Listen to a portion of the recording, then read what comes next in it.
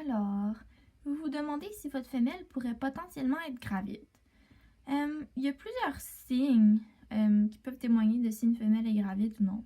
Et il y en a qui sont physiques, puis il y en a d'autres qui sont psychologiques. Donc, je vais commencer par les physiques. Et j'ai Delta ici, qui est pas gravide, ou elle va l'être bientôt. C'est juste que c'est parce qu'elle a été reproduite là, il y a environ 2 jours.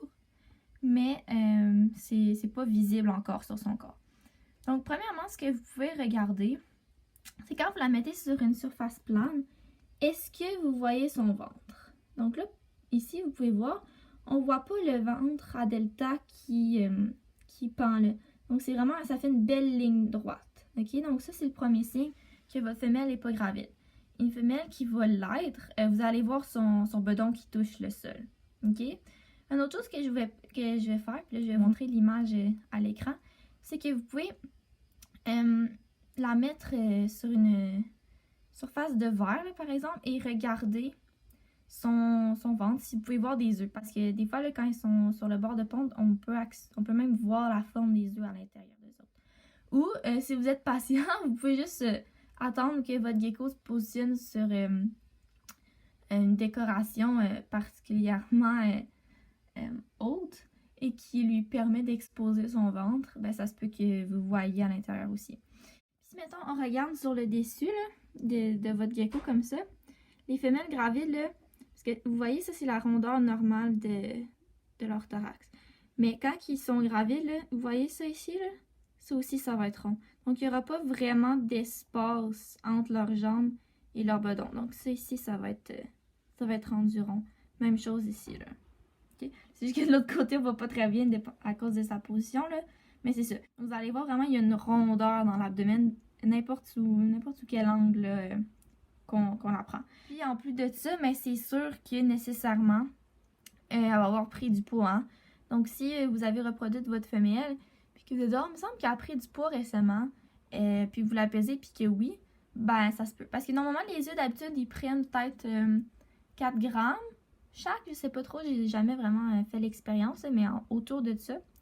Mais c'est sûr que les femelles, ils vont manger beaucoup plus, donc ils vont prendre du poids. Ensuite, il y a les signes psychologiques. Dans les signes psychologiques, on a notamment beaucoup plus d'appétit. Donc, normalement, les femelles, là, ils vont manger vraiment beaucoup plus dans les premières semaines là, qui sont gravides. Là.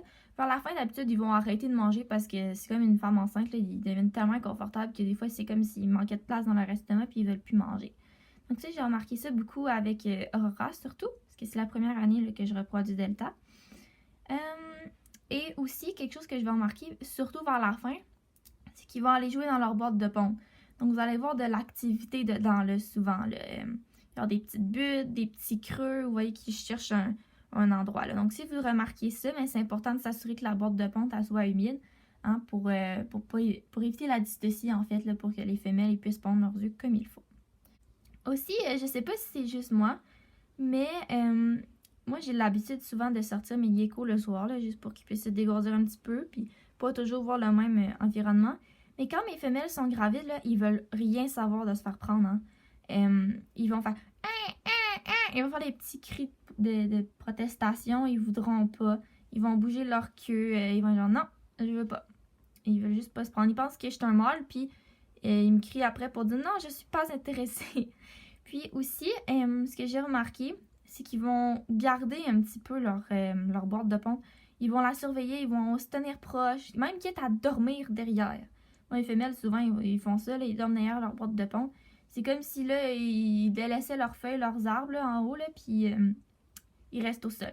Puis oui, en parlant de restant au sol, souvent, les femelles, là, quand leurs œufs deviennent un petit peu plus lourds, là, je les vois plus pantoute dans le haut de leur terrarium, ils restent au sol, ils dorment au sol, ils mangent au sol. Donc souvent, ce que je fais, c'est qu'il faut pas qu'ils fassent trop d'efforts non plus, là. Mais je vais descendre leur nourriture au sol aussi. Je vais leur donner une petite cachette au sol. C'est quelque chose comme ça que vous pouvez faire là, pour faciliter la vie à votre femelle. Et dans cette vidéo, j'ai surtout parlé des femelles qui avaient été reproduites. Mais ça se peut que vous ayez une femelle qui soit gravide et qu'elle n'ait jamais été reproduite, que ses œufs ils soient infertiles. Donc ça m'est arrivé avec Delta. Et elle m'a pondu là, des œufs infertiles là, il y a quelques semaines. Là. Je les ai retrouvés dans son terrarium. Puis, ils sont facilement reconnaissables. J'ai fait une vidéo là-dessus, là, juste parce que par leur couleur, puis ils sont plus petits aussi. Mais, si je voulais juste vous avertir que ça se peut hein, que votre femelle a pondre, même si ça n'a pas été reproduite. Donc, c'est pour ça que c'est toujours important de lui donner une boîte de ponte. Là. Dès que vous avez une femelle, c'est égal boîte de ponte tout le temps. Ben, quand ils sont jeunes, peut-être pas, là, mais quand ils sont adultes, c'est un must, honnêtement. Donc, mais c'est sûr que la majorité du temps, leurs œufs ils vont être infertiles, mais il y a déjà eu des cas de parthénogénose qui ont été reportés chez des geckos à crête. Mais c'est quoi ça de la parthénogénose? En fait, c'est des œufs fertiles chez une femelle qui n'a jamais été reproduite. Je pense qu'il y a eu 1 ou 2 cas qui ont été reportés de ça, donc c'est extrêmement rare. Donc ça se peut qu'une femelle vierge vous ponde des œufs fertiles, parce que ça serait comme auto-reproduite. Mais honnêtement, les chances que ça vous arrive, c'est très très faible. Mais c'est toujours important là, de savoir à quoi ça ressemble les œufs fertiles, justement pour cette raison-là. Donc vous pouvez consulter ma vidéo que j'ai faite là-dessus si jamais ça vous intéresse. Ouf, ça en avait beaucoup, hein? Je m'excuse, donc j'ai beaucoup parlé dans les dernières minutes. Donc je vais vous faire un petit résumé là, en liste, là, papier que je vais mettre à l'écran pour que vous puissiez regarder les signes là, physiques et psychologiques. Là. Ça me permet aussi, si j'en ai oublié quelques-uns, parce qu'il y en a beaucoup, de les rajouter à l'écran.